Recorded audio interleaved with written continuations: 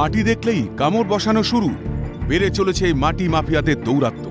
গঙ্গার পাশে বালি মাটি কাটা হচ্ছে লোকচক্ষুর আড়ালে, রাতের অন্ধকারে। এতে সমস্যায় পড়েছেন হুগলির বলাগড়ের সবুজ দ্বীপের কৃষকরা।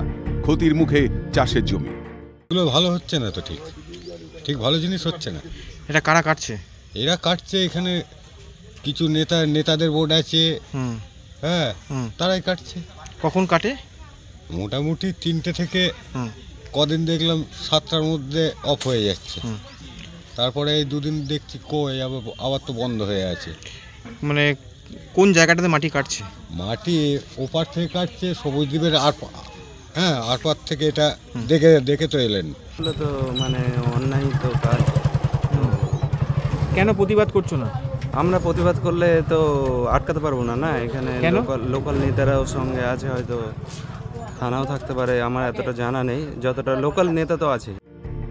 এই নিয়ে অভিযোগ জানানো হয়েছে সমরা 2 গ্রাম পঞ্চায়েতে। পঞ্চায়েত প্রধান সরেজমিনে বিষয়টি খতিয়ে দেখে জানান ব্যবস্থা নেওয়া হবে।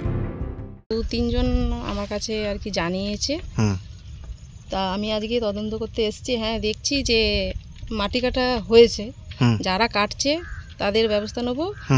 আর আমরা উপরে জানাবো সেই যারা কাটছে তাদের যেন করা মানে শাস্তি হয়, সেই ব্যবস্থাই করব। শাসক দল ও পুলিশ প্রশাসনের মদত রয়েছে অভিযোগ গেরুয়া শিবিরে। লোকাল প্রশাসন এগুলো জানে নিশ্চয়ই, নাহলে এরকমভাবে রাতের অন্ধকারে বোট চলছে। এখান থেকে ধরুন 2 কিলোমিটার দূরে থানা কি জানে না যে বোট কারা চালাচ্ছে?